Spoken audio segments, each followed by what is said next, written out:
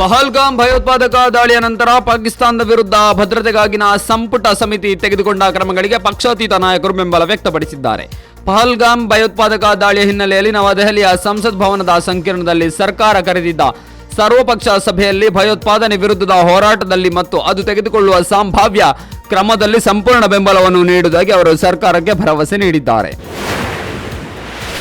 ಪಹಲ್ಗಾಮ್ನಲ್ಲಿ ಇತ್ತೀಚೆಗೆ ನಡೆದ ಮಾರಕ ಭಯೋತ್ಪಾದಕ ದಾಳಿಯಲ್ಲಿ ಭಾಗಿಯಾಗಿದ್ದಾರೆಂದು ನಂಬಲಾದ ಭಯೋತ್ಪಾದಕ ಆಸಿಫ್ ಶೇಖ್ ಮತ್ತು ಆದಿಲ್ ಹುಸೇನ್ ಧೋಕರ್ ಮನೆಗಳನ್ನು ಭದ್ರತಾ ಪಡೆಗಳು ಶುಕ್ರವಾರ ಸ್ಫೋಟಗೊಳಿಸಿವೆ. ಜಮ್ಮು ಮತ್ತು ಕಾಶ್ಮೀರದ ಪುಲ್ವಾಮಾ ಜಿಲ್ಲೆಯ ಟ್ರಾಲ್ನಲ್ಲಿ ಈ ಕಾರ್ಯಾಚರಣೆ ನಡೆದಿದೆ. ಗುರುವಾರ ಮತ್ತು ಶುಕ್ರವಾರದ ಮಧ್ಯರಾತ್ರಿ ಭಾರತ ಮತ್ತು ಪಾಕಿಸ್ತಾನದ ನಡುವಿನ ಉದ್ವಿಗ್ನತೆ ಹೆಚ್ಚಾಗಿದ್ದು, LOC ಉದ್ದಕ್ಕೂ ಹಲವಾರು ಪಾಕಿಸ್ತಾನಿ ಪೋಸ್ಟ್ಗಳಿಂದ ಭಾರತ ಕಡೆಗೆ ಹಲವು ಸುತ್ತು ಗುಂಡಿನ ದಾಳಿ ನಡೆದಿದೆ.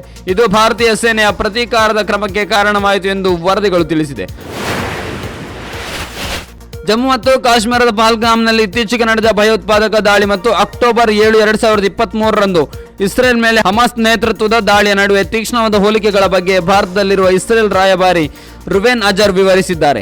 ಎರಡೂ ಘಟನೆಗಳು ಮುಗ್ಧ ನಾಗರಿಕರನ್ನು ಗುರಿಯಾಗಿಸಿಕೊಂಡಿದೆ ಎಂದು ಅವರು ಜಾಗತಿಕ ಭಯೋತ್ಪಾದಕ ಜಾಲಗಳ ನಡುವೆ ಹೆಚ್ಚುತ್ತಿರುವ ಸಹಯೋಗಗಳ ಬಗ್ಗೆ ಆತಂಕ ವ್ಯಕ್ತಪಡಿಸಿದ್ದಾರೆ.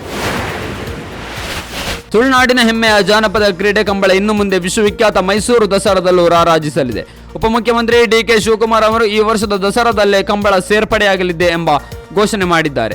ಗುರುಪುರ ಮಾಣಿಬೆಟ್ಟು ಗುತ್ತಿನ ಗದ್ದೆಯಲ್ಲಿ ಶನಿವಾರ ಹೊನಲು ಬೆಳಕಿನ ಗುರುಪುರ ಕಂಬಳೋತ್ಸವದ ಸಮಾರೋಪ ಸಮಾರಂಭದಲ್ಲಿ ಭಾಗವಹಿಸಿದ್ದ ವೇಳೆ ಅವರು ಈ ಘೋಷಣೆಯನ್ನು ಮಾಡಿದ್ದಾರೆ.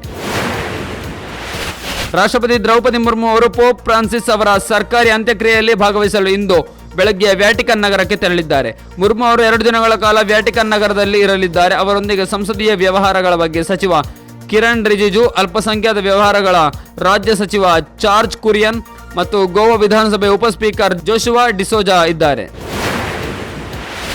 ಪಹಲ್ಗಾಮ್ ದಾಳಿ ಬೆನ್ನಲ್ಲೇ ಭಾರತೀಯ ಸೇನೆ ಉಗ್ರರ ವಿರುದ್ಧ ಕಾರ್ಯಾಚರಣೆ ಚುರುಕುಗೊಳಿಸಿದೆ.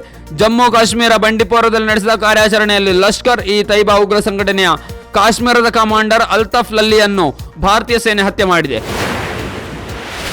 ಮಲೆ ಮಹದೇಶ್ವರ ಬೆಟ್ಟವನ್ನು ಮದ್ಯಪಾನ ಮುಕ್ತ ಪ್ರದೇಶ ಎಂದು ಮುಖ್ಯಮಂತ್ರಿ ಸಿದ್ದರಾಮಯ್ಯ ಘೋಷಿಸಿದ್ದಾರೆ. ಮಹದೇಶ್ವರ ಬೆಟ್ಟದಲ್ಲಿ ನಡೆದ ಮಲೆ ಮಹದೇಶ್ವರ ಕ್ಷೇತ್ರ ಅಭಿವೃದ್ಧಿ ಪ್ರಾಧಿಕಾರ ಸಭೆ ಅಧ್ಯಕ್ಷತೆ ವಹಿಸಿ ಮಾತನಾಡಿದ ಅವರು, ಇಲ್ಲಿವರೆಗೂ ಬೆಟ್ಟದಲ್ಲಿ ಪ್ರಾಧಿಕಾರದ ವ್ಯಾಪ್ತಿಯಲ್ಲಿ ಮದ್ಯ ಮಾರಾಟ ಮುಕ್ತ ಇತ್ತು.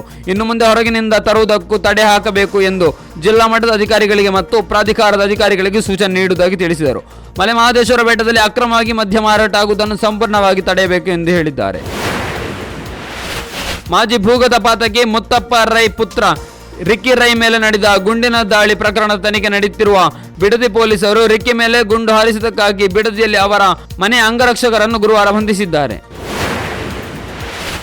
ಮಾಜಿ ಸಚಿವ ಕಾಂಗ್ರೆಸ್ ಶಾಸಕ ವಿನಯ್ ಕುಲಕರ್ಣಿ ಮನೆ ಮೇಲೆ ಜಾರಿ ನಿರ್ದೇಶನಾಲಯ ದಾಳಿ ನಡೆಸಿ ರಾತ್ರಿಯಿಡೀ ಪರಿಶೀಲನೆ ನಡೆಸಿದ್ದಾರೆ.